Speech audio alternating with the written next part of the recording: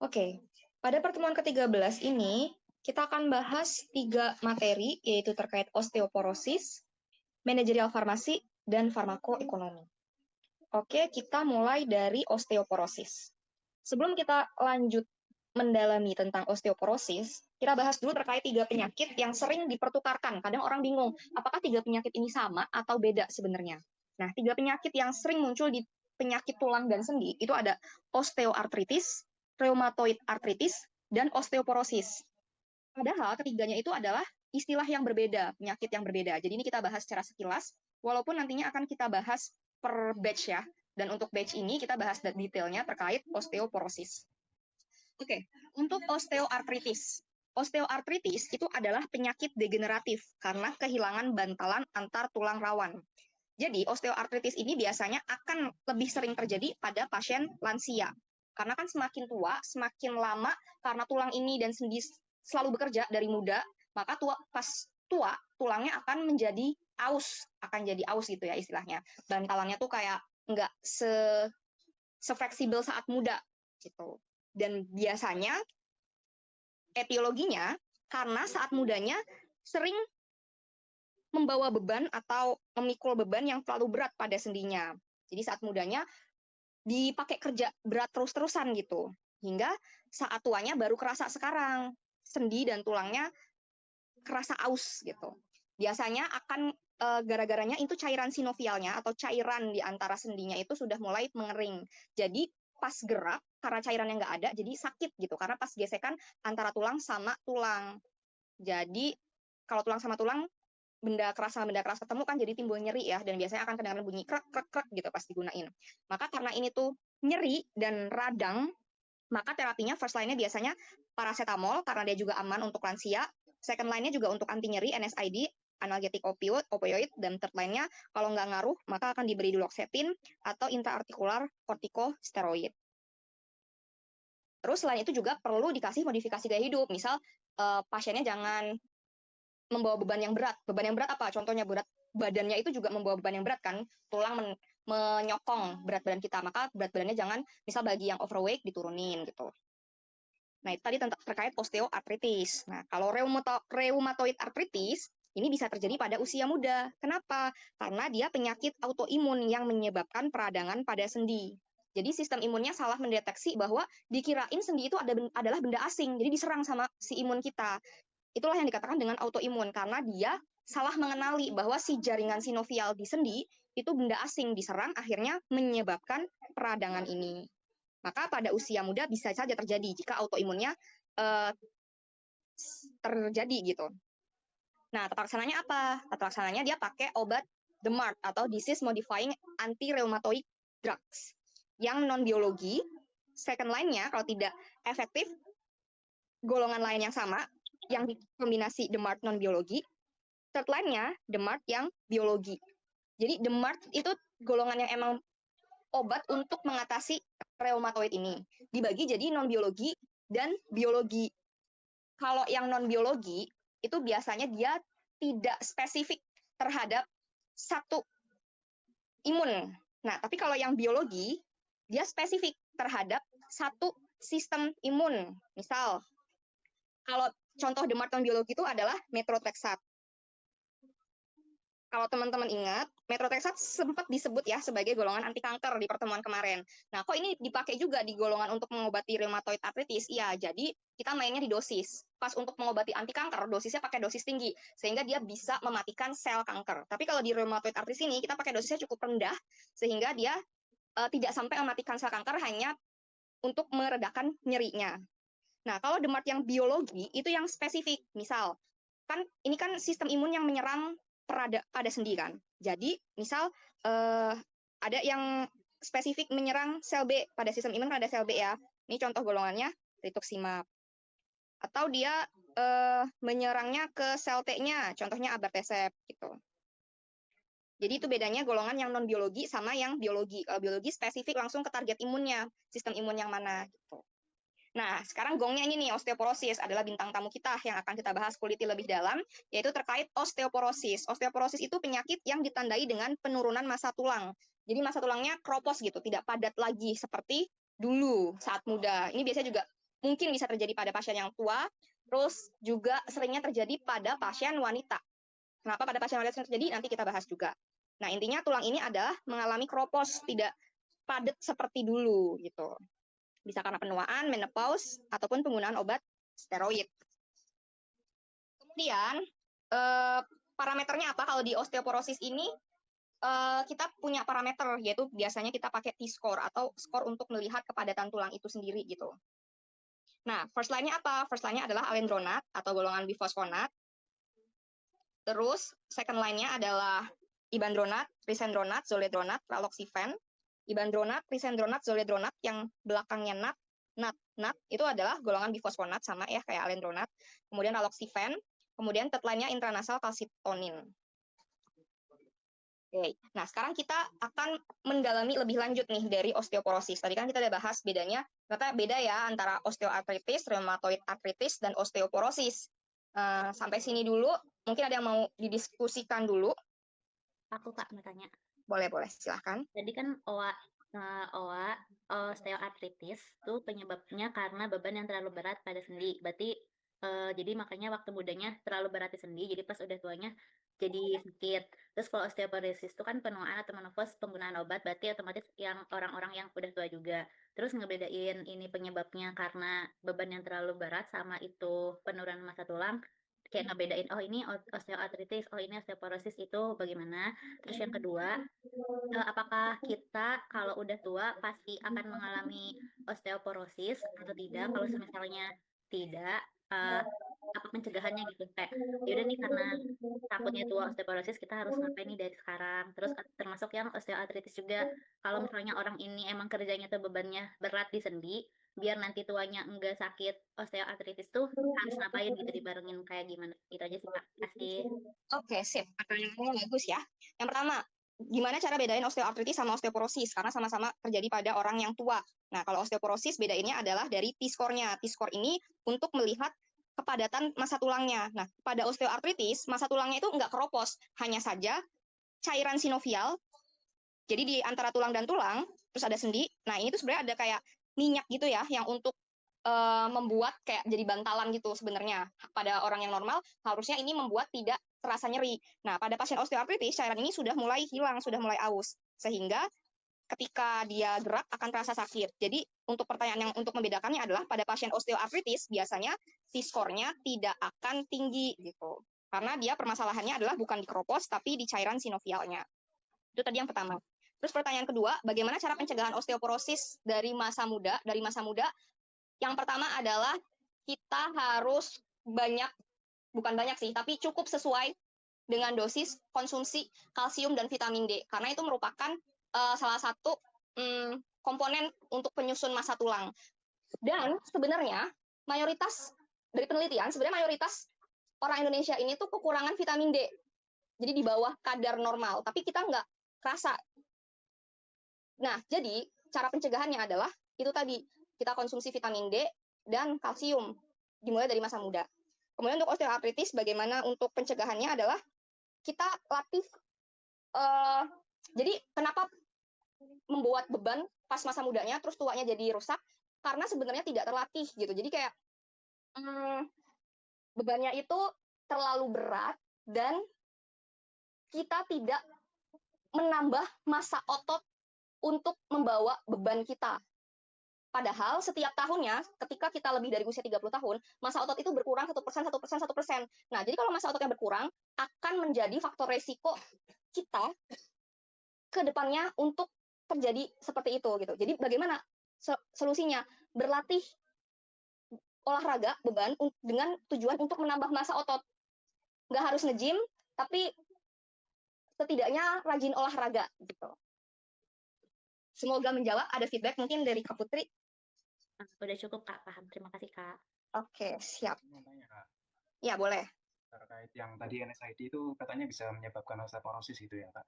Itu cuma menyebabkan osteoporosis atau yang lainnya kayak osteoartritis atau rheumatoid arthritis, terus itu mekanisme kerjanya gimana itu Kak? Oke. Terus Terima kasih ini Kak Taufik. sama yang tadi yang apa? Latihan fisik untuk osteoartritis gitu Kak. Mm-mm. Eh, aduh benar lupa Kak. Oke, ini dulu aja ya kali ya. Nanti kalau misalnya keinget boleh ini lagi. Oke, mungkin terima kasih Kak Taufik, pertanyaan bagus. Tapi aku lurusin, jadi yang menyebabkan faktor risiko osteoporosis bukan NSAID, tapi lebih spesifik ke steroid. Walaupun steroid bener sih untuk bisa penggunaan untuk meredakan anti radang, tapi bukan NSAID, tapi steroid. Nah, bagaimana mekanismenya? Sebenarnya steroid ini, kan namanya sering banget disebut obat dewa ya, jadi dia punya banyak banget mekanisme. Dan ternyata setelah diteliti, steroid ini bisa menjadi rem pada pembentuk tulang dan gas untuk penghancur tulang. Jadi nanti pas kita bahas osteoporosis, kita tuh punya komponen namanya osteoblast dan punya komponen namanya osteoklas. Nah, osteoblast itu adalah komponen dalam tubuh untuk pembentukan tulang. Osteoklas adalah komponen dalam tubuh untuk penghancuran tulang. Jadi ditulis aja deh biar jelas. Osteoblast itu tukang bangunan, istilahnya yang ngebangun-bangun. Osteoklas itu untuk yang hancur-hancurin. Secara normal harusnya dua komponen ini bekerja secara seimbang, homeostatis, karena kita akan mengalami remodeling tulang. Selalu ada perbaruan gitu di dalam tubuh kita untuk tulang. Osteoblast dan osteoklas bekerja dengan normal. Nah, steroid ini bekerja dengan menekan pembentukan tulang, jadi ini ditekan, dan mempercepat penghancuran tulang. Jadi kalau diminum terus-terusan, maka bisa menjadi faktor resiko untuk terjadinya osteoporosis tersebut. Karena yang harusnya dibangun, tulangnya jadi dihambat, yang harusnya bekerja untuk osteoklas menghancurkan, itu ditingkatkan. Gitu. Cara sederhananya seperti itu. Kenapa steroid bisa menjadi etiologi penyebab faktor resiko dari osteoporosis. Ada feedback mungkin dari Kak Taufik? Oh, oke, Kak. Berarti bukan NSAID ya, Kak, tapi steroid gitu ya, Kak? Ya, steroid, Steroid betul. sama corticosteroid sama ya, Kak? Ya, betul. Terus tadi keinget, Kak, yang osteoartritis itu yang katanya cara meminimalisir terjadinya itu kan dengan latihan fisik itu. Berarti itu ototnya ditambah terus jadi tekanan di bantalan di minyaknya itu jadi berkurang gitu ya, Kak, maksudnya ya, Kak?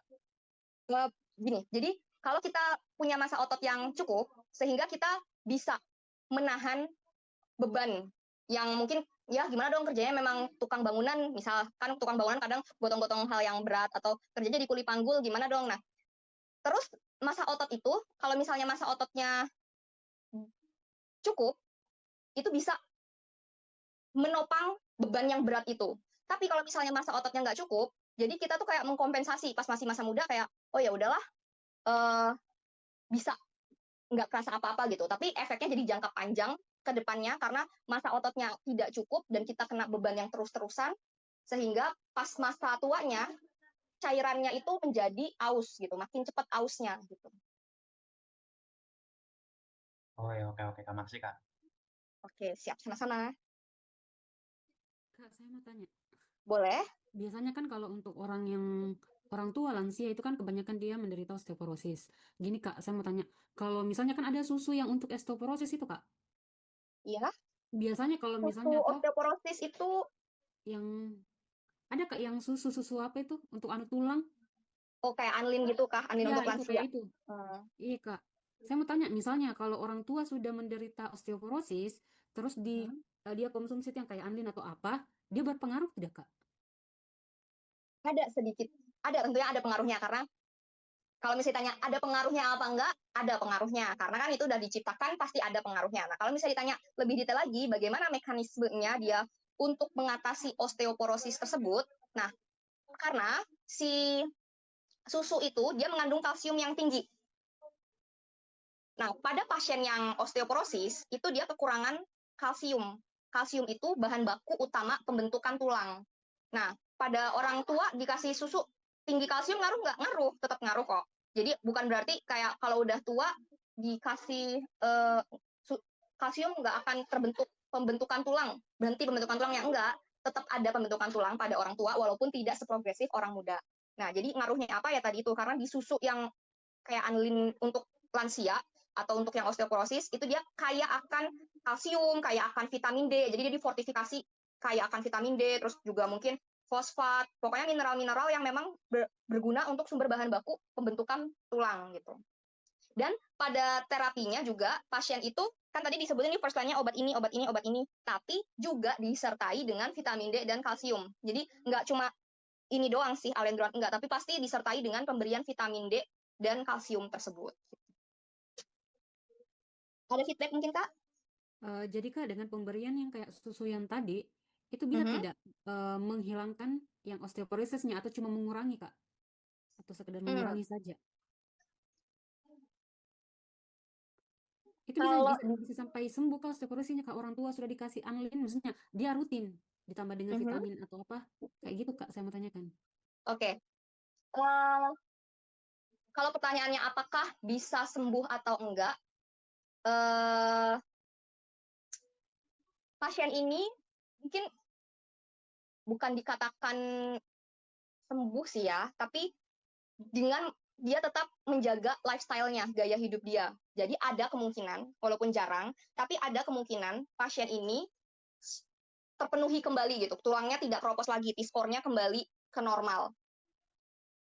Dengan catatan si pasien ini tetap konsumsi vitamin D dan kalsium sehingga menjaga untuk keutuhan tulangnya, termasuk sumbernya kan si kalsium itu untuk keutuhan tulangnya gitu. Dan pada suatu kondisi ada kasus juga si pasien ini, jadi kan kalau si alendronat, obat bifosfonat itu kan dikonsumsi seharusnya rutin seminggu sekali. Nah, pada suatu kondisi pasien ini bisa kok berhenti minum obatnya, tapi tetap dengan konsumsi vitamin D dan kalsiumnya itu. Tapi tetap dipantau gitu. Eh, T-score-nya. Tapi kita tidak mengatakan dia sembuh sepenuhnya gitu ya, karena mungkin ada resiko kalau misalnya karena dia sudah osteoporosis, terus kemudian dia tidak kita pantau dengan baik, mungkin ada resiko dia akan terjadi lagi gitu, seperti itu. Jadi jawabannya bisa, bisa saja, tapi dengan memantau dan tetap mengkonsumsi kalsium dan vitamin D. Gitu mungkin Kak, jawaban dari saya. Oh iya iya Kak, ya makasih Kak. Oke, siap sama-sama. Oke, ada lagi teman-teman? Oke, kalau nggak ada, kita akan lanjut ke pembahasan osteoporosis. Nah, osteoporosis ini adalah kelainan tulang yang ditandai dengan densitas tulang yang rendah, ketidakseimbangan bentuk tulang, dan menurunnya kekuatan tulang sehingga meningkatkan resiko fraktur. Osteoporosis primer biasanya terjadi karena usia atau postmenopause. Kalau sekunder biasanya terjadi karena obat tadi, yaitu adalah si steroid. Penyakit biasanya Graves syndrome. Kenapa Graves syndrome bisa terjadi osteoporosis? Karena Graves syndrome konsumsi kortikosteroid rutin harian. Nah, nyambung lagi kan sama berarti obat atau penyakit bisa menyebabkan osteoporosis tersebut. Terus ini penjelasan detailnya obat-obatan apa saja, tapi seringnya adalah yang kortikosteroid. Terus penyakit ini terutama hipertiroid, hiperparatiroid, sindrom Cushing, terus faktor lain juga bisa menjadi faktor risiko. Riwayat merokok, konsumsi alkohol, head, menarki, penggunaan obat, kontrasepsi, riwayat keluarga dengan osteoporosis, dan asupan kalsium kurang. Nah, sekarang kita bahas yang ini tentang patofisiologi dari osteoporosis. Gimana sih osteoporosis ini bisa terjadi gitu ya. Nah, tadi kita sempat menyinggung sedikit ada istilah namanya osteoblast dan osteoklas. Osteoblast ini adalah tukang bangun tulang baru, bahasa gampangnya ya. Tukang bangun tulang baru. Osteoklas adalah tukang yang ngehancurin. Secara normal, mereka bekerja harusnya seimbang. Jadi pada orang normal, pada kita pun, kita akan terus mengalami siklus bone remodeling gitu. Tulang lama dihancurkan, diganti tulang baru supaya kuat dan segar terus. Jadi keadaan ini pasti akan seimbang. Jadi jumlah yang dibongkar sama kayak jumlah yang dibangun. Nah, apa yang terjadi pada pasien osteoporosis? Pada pasien osteoporosis, osteoklasnya lebih bekerja lebih tinggi. Jadi ngehancurinnya banyak, osteoblastnya lebih rendah, yang ngebangun lebih rendah. Akhirnya apa? Akhirnya densitas tulang berkurang, tulang jadi kropos, struktur dalamnya jadi kayak bolong-bolong jaring-jaring gitu, dan akhirnya tulang jadi mudah patah. Itulah yang disebut dengan osteoporosis. Keadaan ini tidak seimbang. Nah, tadi disebutin tuh, pasien yang menopause itu juga menjadi salah satu penyebab primer dari osteoporosis. Kenapa kok pasien yang menopause itu bisa menjadi faktor resiko osteoporosis? Karena pada saat usia produktif mens, jadi pada pasien perempuan yang rutin masih mens, itu kan dia mengeluarkan estrogen. Nah, estrogen ini ternyata dia punya manfaat juga untuk dalam tanda kutip menenangkan si osteoklas. Nah, pada pasien yang menopause, estrogen ini sudah tidak ada kan? Pada pasien menopause, estrogen ini berkurang banget drastis. Sehingga kalau estrogennya ini berkurang, ya nggak ada yang menenangkan si osteoklas. Akhirnya kerja osteoklas, tidak terkendali, jadi liar karena nggak ada yang ngontrol, nggak ada yang nenangin lagi gitu. Makanya kenapa pada perempuan menopause ini menjadi faktor resiko. Nah, kemudian pada orang tua osteoblas itu biasanya lebih males. Jadi maka jadi faktor resiko penuaan karena pada orang tua osteoblas lebih males gitu. Masih lebih males, lebih nggak banyak kerja, jadi lebih berkurang kerjanya. Tapi osteoklasnya tetap rajin. Nah, kemudian terkait vitamin D sama kalsium, gimana tuh parameternya? Nah, kalsium sama vitamin D kaitannya adalah kalsium dan vitamin D. Kalsium sama vitamin D ini parameter yang bukan parameter, tapi komponen yang utama lah ya dalam pembentukan tulang. Jadi ceritanya adalah di tubuh kita ada sistem hormon yang mengatur. Jadi hormon yang bekerja tuh ada paratiroid hormon atau PTH dan kalsitonin. Nah, harusnya ini secara normal, kalau misalnya kalsium kurang di darah, dia akan memberi sinyal kepada paratiroid hormon ini. Di darah kalsiumnya udah rendah nih gitu. Ya udah PTH memberi sinyal untuk mengaktifkan osteoklas.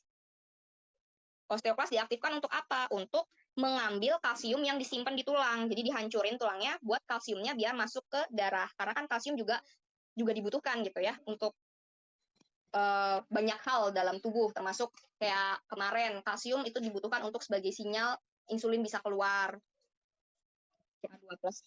Nah, kemudian kalau misalnya kadar kalsium ini tinggi dalam darah, maka yang kerja adalah si hormon kalsitonin. Si hormon kalsitonin ini yang akan osteoklas kamu udah jangan kerja lagi karena udah cukup nih kalsiumnya gitu. Itu tadi peran dari hormon-hormon, dan kalsium ini adalah komponen utama dari tulang gitu ya. Terus peran vitamin D apa? Peran vitamin D ini adalah meningkatkan penyerapan kalsium di usus. Nah, karena komponen yang penting bangetnya adalah yang kalsiumnya ini. Tapi vitamin D berperan dari penyerapan kalsium di usus. Kalau misalnya vitamin D-nya kurang, kan kita juga tidak bisa menyerap kalsium gitu, jadi kerasa kurang gitu. Terus kalau misalnya kalsium kurang, nanti PTH akan terus mengaktifkan, akan aktif terus akan memerintahkan osteoklas untuk menghancurkan tulang gitu. Kan kalau osteoklas kerja terus-terusan juga nggak bagus kan, bisa kropos. Nah, itu tadi cerita dari bagaimana osteoporosis ini bisa terjadi dan kaitannya dengan menopause, penuaan, dan hormon-hormon yang terlibat dari osteoporosis. Sampai sini dulu. Ada yang mau didiskusikan? Maaf, tadi PTH itu apa ya? Oh ya, PTH biar ingat saya tulis sekalian, paratiroid hormon. Ada lagi?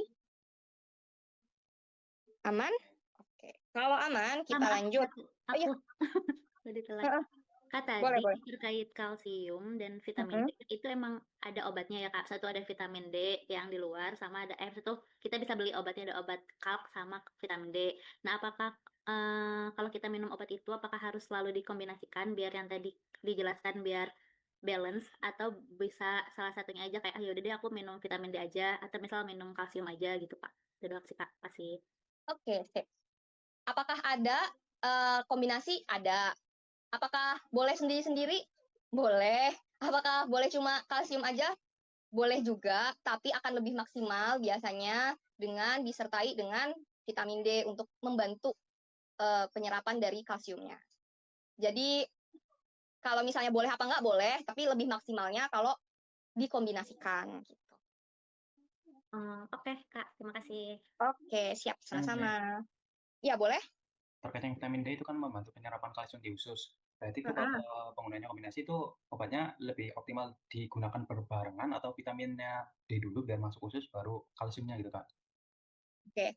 biasanya bukan obat, tapi komponen yang digunakan untuk membantu absorpsi bisa digunakan bersamaan. Kayak contohnya apa? Contohnya sangobion. Sangobion itu kalau misalnya teman-teman lihat komponennya, itu ada besi sama vitamin C.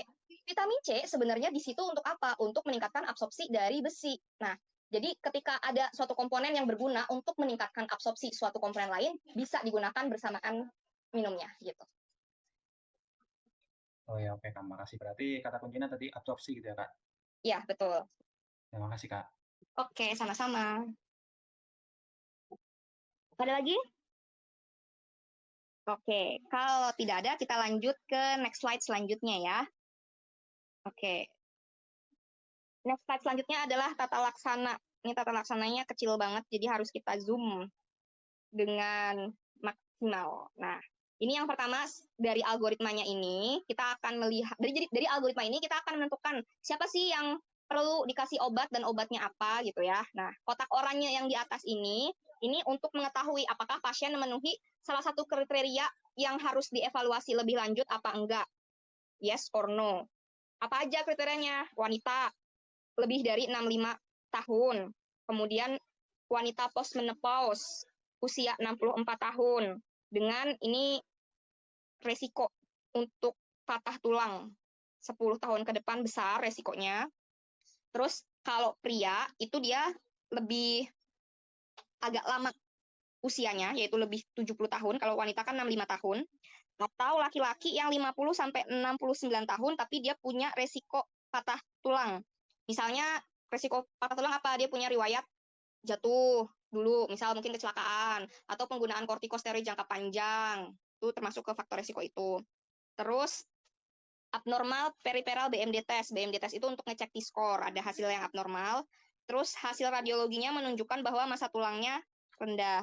Terus mungkin juga ada keadaan medis, pengobatan, atau faktor klinis yang diketahui bisa meningkatkan kehilangan massa tulang atau patah, kayak misalnya rheumatoid arthritis, glukokortikoid, ini kortikosteroid ya, penggunaan prednison 3 bulan, dan beberapa kemoterapi. Nah, kalau misalnya iya, maka kalau kayak yang salah satu orang ini, maka bisa kita lanjutkan untuk tes dari T-score tersebut. Tapi kalau enggak, tidak masuk ke kriteria ini, maka ya udah dilanjut aja dengan perbaikan gaya hidup dan konsumsi kalsium dan vitamin D gitu. Agar kedepannya tidak akan kayak mencegah terjadinya resiko osteoporosis gitu. Jadi kalsium vitamin D diberikan gitu. Nah, tapi kalau misalnya jawabannya iya, berarti kita lanjut untuk tes T-score-nya. Nah, kemudian algoritmanya disesuaikan berdasarkan hasil nilai T-score-nya. Yang pertama adalah kalau misalnya T-score-nya ini normal, ini kan dia lebih dari -1. Kalau misalnya T-score-nya normal, dan kita lihat dia fraks 10 year itu adalah perhitungan resiko fraktur 10 tahun.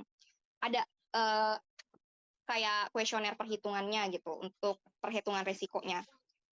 Nah, kalau misalnya dia perhitungan resikonya ini kurang dari 3% dan seluruh hal terkait osteoporosis, patah tulang terkait osteoporosis juga kurang dari 20%, artinya ini resikonya rendah. Kalau kurang dari 3% dan kurang dari 20%, artinya resiko rendah. Maka dia cukup gaya hidup sehat, konsumsi kalsium, konsumsi vitamin D. Gitu. Jadi pengobatannya tidak ada. Tadi pokoknya hanya gaya hidup sehat, konsumsi kalsium, dan konsumsi vitamin D. Terus, kalau misalnya dia T-score-nya di antara -1 sampai -2,4 dan kalau misalnya dilihat ini faktor resiko rendah itu juga tetap gaya hidup sehat dan kalsium dan vitamin D. Tapi kalau dia ada ternyata patah tulang, maka dia masuk ke resiko tinggi gitu. Nah, kalau resiko yang tinggi, kita bisa pertimbangkan terapi ini. Jadi ini mah tetap ya, di semua step pasti akan ada konsumsi kalsium, vitamin D, plus gaya hidup sehat. Nah, tapi yang ini yang bedainnya, dia ditambah dengan pengobatan. Bisa alendronat, denosumab, sendronat, zoledronat, atau ibendronat, raloxifen, bazodisifen. Terus drug holiday atau libur obat. Ini yang tadi saya bilang bahwa pasien ini boleh berhenti minum obat.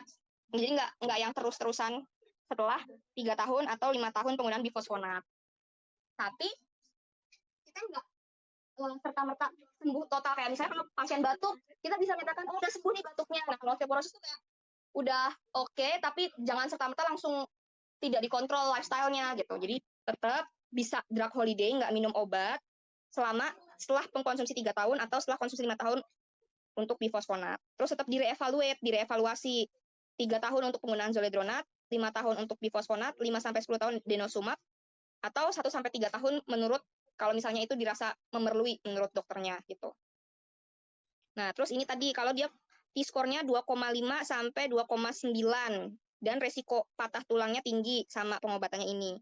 Tapi kalau T-score-nya kurang dari 3 atau di antara 2,5 sampai 2,9, ini udah parah banget dan resikonya juga tinggi, maka pengobatannya itu sekuensial atau bisa lanjut, maksudnya sekuensial tuh habis obat A 2 tahun, ini obat abaloparatid, habis tahun kemudian lanjutnya romosozumab, terus teraperatid 2 tahun, diikuti dengan antiresorptif agen gitu. Jadi kayak di sekuensial, lanjutnya ini gitu. Terus drug holiday-nya beda, agak lebih lama, setelah penggunaan 6 tahun atau setelah penggunaan 10 tahun. Terus nanti direvaluasi lagi, tergantung penggunaan obatnya. Kayak misalnya kalau pakai romosozumab, reevaluasinya per 1 tahun. Kalau abalorolopatid per 2 tahun, gitu. Teriparatid per 2 tahun juga.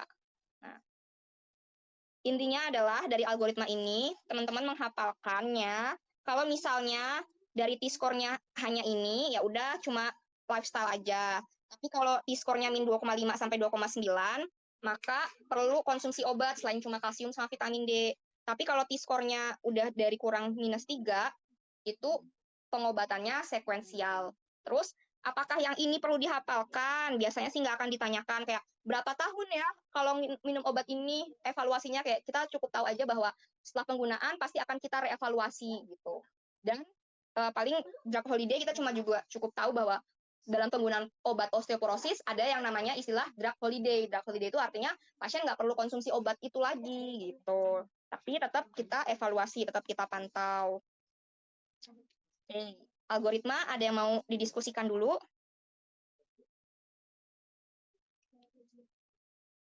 Oke, kalau aman, kita lanjut ke mekanisme kerja obat osteoporosis. Tadi kita sudah menyebut-nyebut beberapa nama obat, jadi kita sekarang berkenalan dengan gimana sih mekanismenya obat ini. Oke, obat yang pertama adalah yang sering banget disebut adalah bifosfonat. Contohnya alendronat, risendronat, ibandronat, yang belakangnya nat. Mekanisme kerjanya gimana? Jadi bifosfonat ini kerja dengan menghambat namanya enzim farnesil piroposfat sintase atau kita singkat dengan FPPS. Nah, FPPS ini dia fungsinya apa?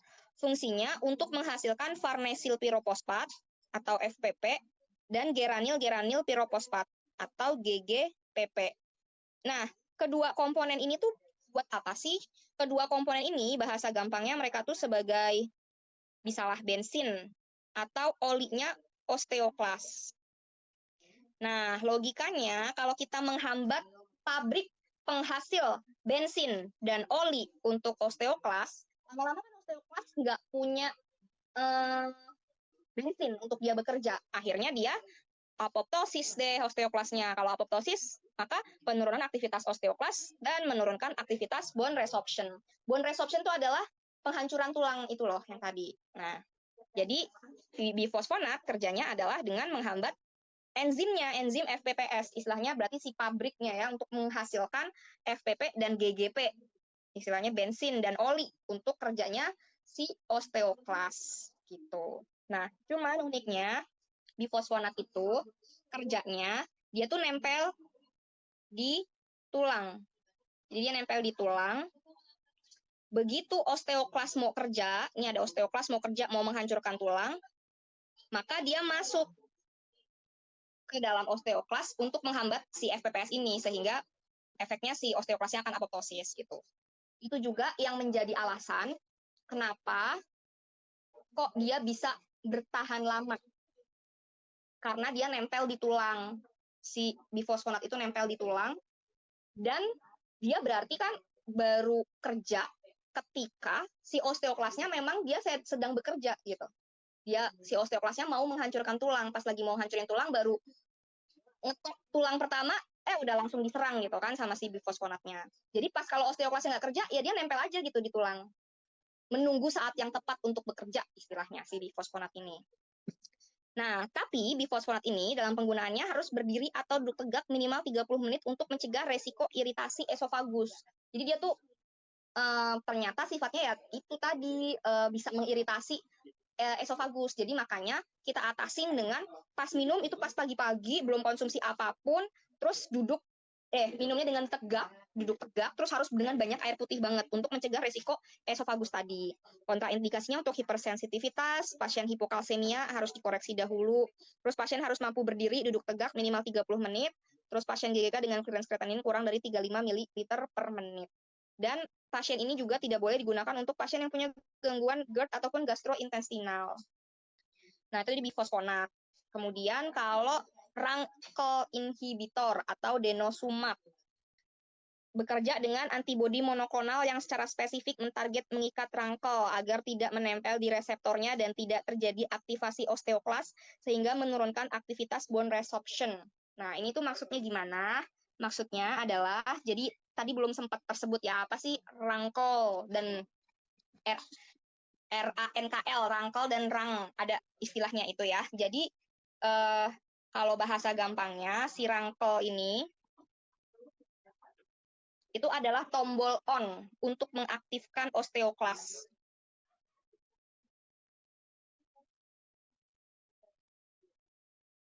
Nah, rangkel ini harus nempel ke rang untuk bekerja. Jadi kayak stop kontaknya gitu kali ya. Rangkel nempel dulu ke rang, baru dia bisa kerja untuk mengaktifkan osteoklas. Nah, terus ada juga OPG. OPG itu kayak tombol off-nya osteoklas. Dengan cara dia nangkepin kerjanya si OPG ini, tombol off ini, dengan menangkap si RANKL ini, biar nggak nempel ke rang. Kan dia kalau mau kerja harus nempel ke rang dulu kan, RANK ini. Nah, itu tadi, ini kalau di yang normal ya, yang di normal kita punya 3 komponen itu, RANKL, RANK, dan OPG. Nah, denosumab ini kerjanya sebagai antibodi monoklonal yang meniru kerjanya si OPG, yaitu nangkepin si RANKL ini, biar nggak bisa nempel ke reseptornya. Reseptornya namanya RANK. Gitu, sehingga kalau misalnya dia ditangkepin, terus nggak nempel ke RANK kan, maka tidak akan terjadi aktivasi osteoklas, sehingga menurunkan aktivitas bone resorption. Kontraindikasi untuk pasien hipokalsemia dan defisiensi vitamin D, jadi harus diterapi sebelum terapi denosumab diberikan, terus dapat diberikan pada clearance kreatinin kurang dari 30 ml per menit. Oke, untuk mekanisme obat ini dulu, bifosfonat dan denosumab, ada yang mau didiskusikan? Kak, mau tanya Kak, Mm-mm. untuk itu kan 2 bulan obat itu kan kontraindikasinya hipokalsemia, harus Mm-mm. dikoreksi dulu. Berarti Mm-mm. memang terapinya koreksi vitamin D sama kalsium dulu, baru kalau udah selesai koreksinya baru dikasih 2 obat itu Kak. Betul, tepat. Jadi kalau misalnya pasien ini hipokalsemia, harus dikoreksi dahulu, kita kasih asupan kalsium dari luar, biasanya kalau udah kurang banget pakainya injeksi atau infus, jadi bukan oral lagi. Nah, kalau udah dikoreksi, baru kita kasih terapinya ini. Gitu. Oke Kak, terima kasih Kak. Oke, siap. Sama-sama. Ada lagi teman-teman? Saya mau tanya Kak, Ya, boleh. terkait pemakaian obat yang bulan fosfonat itu kan harus tegak minimal 30 menit, terus waktu pagi sebelum makan. Nah, itu kenapa waktunya lama banget itu 30 menit? Kan obat kalau udah melewati esofagus itu kan plong-plongan ya Kak. Jadi kenapa harus tetap duduk tegak 30 menit Kak? Oke. Siap, kenapa harus duduk tegak walaupun udah kelewat 30 menit? Nah, karena ini itu cairannya itu dia sifatnya sangat asam banget. Jadi daripada kan kalau kita minum ataupun makan masuk ke lambung, itu di lambung itu biasanya pengosongan lambung paling cepat 1 jam, tapi rata-rata 2 jam. Nah, jadi ada resiko kalau misalnya teman-teman tidak duduk tegak, misal rebahan habis minum, takutnya reflux dari lambung kebuka, terus naik ke esofagus gitu. Padahal cairannya ini asam banget dan bisa korosif lah istilahnya, bisa merusak si dinding-dinding esofagus. Nah, oleh karena itu pencegahannya tidak rebahan 30 menit amannya, tapi amannya lagi, bahkan ada yang mengatakan, literatur mengatakan sampai 60 menit, tapi mungkin karena ya tadi ya kasihan kali pasiennya harus 60 menit duduk tegak gak ngapa-ngapain gitu kan, kelamaan akhirnya ya udah 30 menit kayaknya aman deh gitu. Tapi sebenarnya kalau mau lebih aman 30 sampai 60 menit. Jadi alasannya karena itu tadi, kalau misalnya pasien tidak duduk tegak, ada resiko reflux naik ke atas gitu. Kak, Messi Kak, Berarti dengan banyak yang belum di ACC Kak. Oke, belum di ACC. Oke, terima kasih Kak, sudah tadi memberitahu. berarti dengan duduk tegak itu mempercepat pengosongan lambung gitu ya, Kak? Sebenarnya tidak begitu ngaruh mempercepat pengosongan lambung, tapi lebih ngaruhnya ke agar tidak mencegah resiko reflux ke atas gitu. Kalau reflux pengosongan lambung kayak rata-rata di 1 jam dianggap sudah turun dari lambung ke usus gitu, sudah tidak gini. Kalau misalnya banyak di lambung, masih banyak di lambung, ada kemungkinan resiko naiknya kan lebih besar untuk naik ke kerongkongan. Tapi kalau misalnya lambung udah sebagian turun, berarti kan nggak yang full banget. Kalaupun naik, nggak yang naik banget gitu. Tapi tidak ngaruh ke mempercepat pengosongan lambung sebenarnya dengan duduk tegak gitu. Oh ya, oke Kak. Berarti di partnya tadi itu ya kan Kak? Ya. Terima kasih Kak. Siap, sama-sama Kak. Oke, sekarang kita lanjut ke golongan selanjutnya, yaitu golongan selektif estrogen reseptor modulator atau SERM. Contohnya raloxifene, bazodisifen.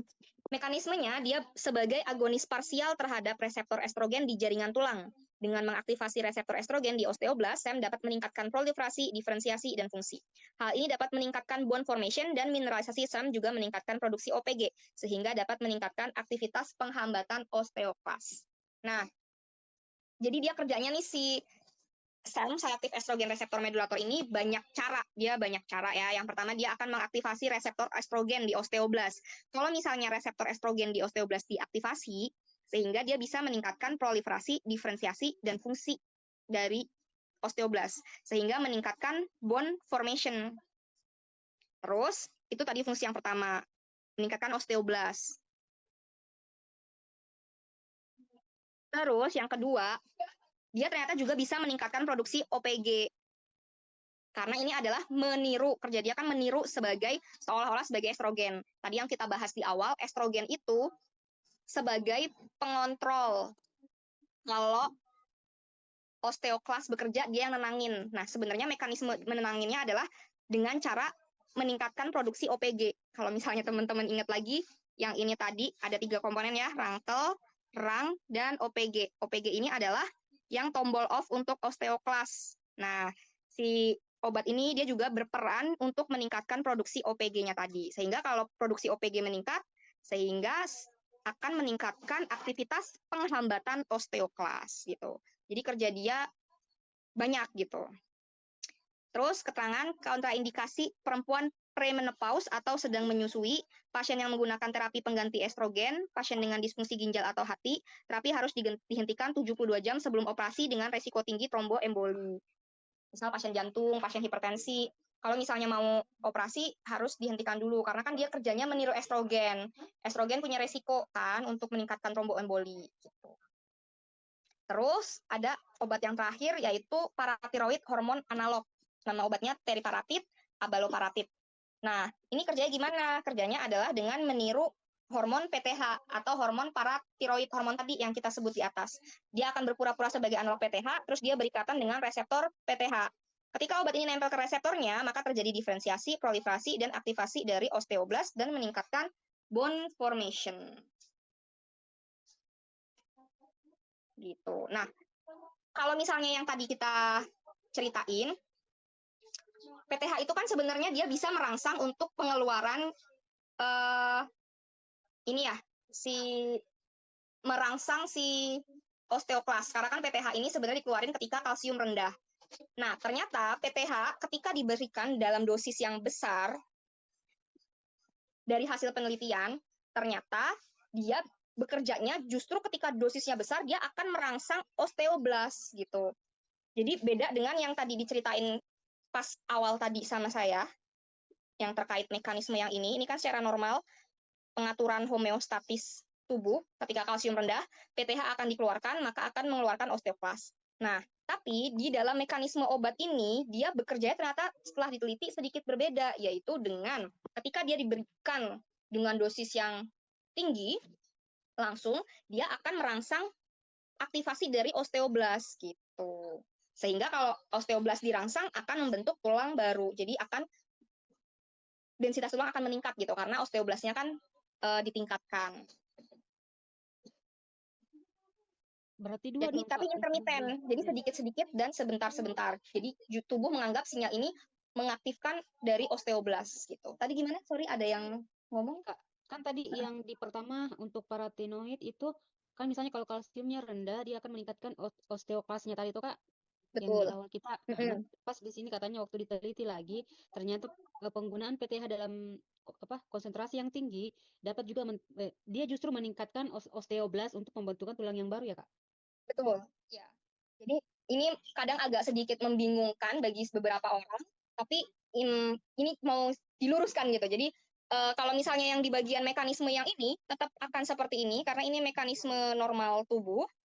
Nah, tapi kalau yang diberikan pengobatan itu kan berarti dia diberikan asupan eksogen dari luar gitu kan. Dan tapi yang membedakan adalah diberikan dosis tinggi dan intermiten. Jadi intermiten tuh nggak yang terus-terusan. Ketika obat ini tuh kita nggak terus-terusan. Nah, karena dia diberikannya intermiten, maka tubuh jadi menganggap bahwa itu sinyal untuk mengaktifkan osteoblast. Nggak tahu gimana ceritanya, tapi dari hasil penelitian ternyata, oh, dengan diberikan seperti itu, justru si PTH ini membuat sinyal untuk mengaktifkan osteoblast gitu. Gitu, Kak.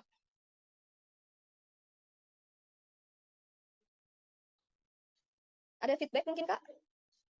Jadi pasti lebih bagus PTH-nya kalau dalam jumlah yang besar tuh Kak daripada yang mekanisme normalnya atau intermediate. Betul, betul. Oh iya, Kak. Makasih Kak. Oke, sama-sama. Oke, ada yang mau diskusi lagi sebelum kita masuk ke pembahasan soal? Sama masih bingung yang sama yang mekanisme kerja denosumab sama yang selektif estrogen reseptor modulator, soalnya sama-sama ada OPG-nya. Nah, itu perbedaannya itu yang masih bingung. Yang Oke. OPG itu. Boleh. Nah, kalau mekanisme kerja denosumab itu dia sebagai antibodi monoklonal yang bekerja mengikat RANKL ini gitu. Nah, antibodi monoklonal ini itu dia yang meniru seolah-olah kerja dari OPG. Jadi misalnya rangkel ini bentuknya titik biru ini. Nah, si denosumab ini kerjanya meniru bentuknya OPG, jadi dia bisa nangkep gitu, ditangkep. Itu denosumab. Nah, kalau yang golongan SRMS atau raloxifene, itu dia kerjanya meningkatkan produksi OPG. Jadi OPG-nya memang OPG, bukan ditiru oleh si obat ini gitu. Tadi kan OPG kerjanya nangkep si RANKL kan. Nah, kalau si raloxifene ini dia nggak meniru, bukan meniru si OPG. Kalau tadi dia kan ini kerjanya dia meniru kan, seolah-olah sebagai si OPG nangkepin. Nah, kalau si raloxifene ini dia bukan meniru, tapi OPG-nya produksi dari memang dalam tubuh, tapi dia tingkatkan aja gitu, biar OPG-nya banyak sehingga OPG bisa kerja nangkepin RANKL gitu. Ada feedback mungkin, Kak? Paham, Kak. Makasih, Kak. Oke, sama-sama. Oke, kalau gitu sekarang kita lanjut ke pembahasan soal. Seorang pasien perempuan 72 tahun didiagnosis menderita osteoporosis parah setelah mengalami patah tulang pinggul. Dokter memutuskan untuk memulai terapi dengan alendronat 70 mg yang diminum seminggu sekali. Pasien merasa heran, kenapa ia hanya perlu minum obat seminggu sekali, padahal obat lain untuk penyakit kronis seringkali diminum setiap hari. Perawat menjelaskan bahwa hal ini terkait dengan sifat unik obat alendronat yang memiliki waktu paruh eliminasi yang sangat panjang hingga 10 tahun. Nah, apa alasan alendronat dapat memiliki waktu paruh yang cukup panjang? Nah, ini tadi jawabannya sudah sedikit kita singgung ya. Jawabannya adalah karena dia mengikat langsung di tulangnya, afinitas pengikatannya sangat tinggi di kristal hidroksiapatit di permukaan tulang yang memungkinkan obat terperangkap dan dilepaskan secara perlahan selama proses bone remodeling. Jadi jawabannya adalah yang B. Jadi dia kerjanya ketika ya emang pas osteoklas memang sedang bekerja, pas memang mau lagi ngehancurin gitu. Kalau yang A, tingginya ikatan alendronat dengan protein plasma darah yang mencegahnya dimetabolisme oleh hati. Ini bukan faktor utama yang bikin jadi waktu paruh puluhan tahun pada bifosfonat sebenarnya. Gitu. Terus kalau yang C,